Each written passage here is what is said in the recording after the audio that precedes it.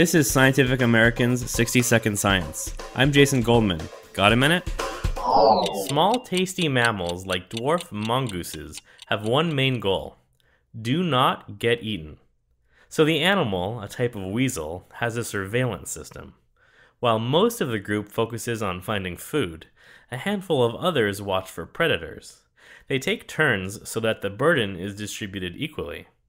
But in other ways, there's a definite class distinction. You have a kind of typical cooperative breeding society, which you see in a number of different species, like meerkats, for example, or African wild dogs.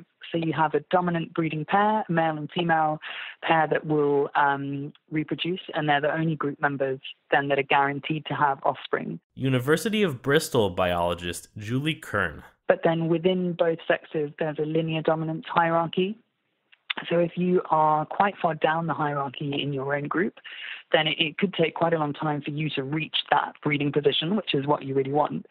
So it may be best for you to actually leave your group that you were born into and try and join another group where there are fewer same-sex individuals, so you can effectively join a group higher up the queue than the one that you're already in. When new immigrants show up, that means more mongooses can act as lookout against predators, right?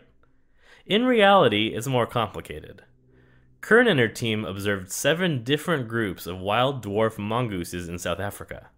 They found that new immigrants rarely served as sentinels. It wasn't until they'd been in their groups for 5 months on average that they spent as much time working as lookout as the other mongooses did. The study was published in the journal Current Biology. Kern thinks that the mongooses go through a transition phase before they're fully integrated into the new group. In part, that's because newcomers arrive exhausted and underweight.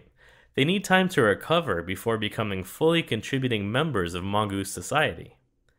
But the existing group also takes a while before they trust newcomers. In a playback test, the researchers found that mongooses responded far less to the sentinel calls of recent immigrants than to those from others they already knew and trusted.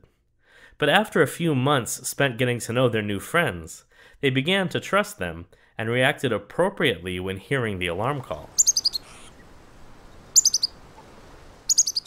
When individuals first join, they don't contribute much to sentinel behavior, and when they do, that information is generally ignored. But within 5-6 months down the line, then those individuals contribute just as much as everybody else does, and residents value their information just as much as the others do. Ultimately, increased group size really is beneficial to all members of a group.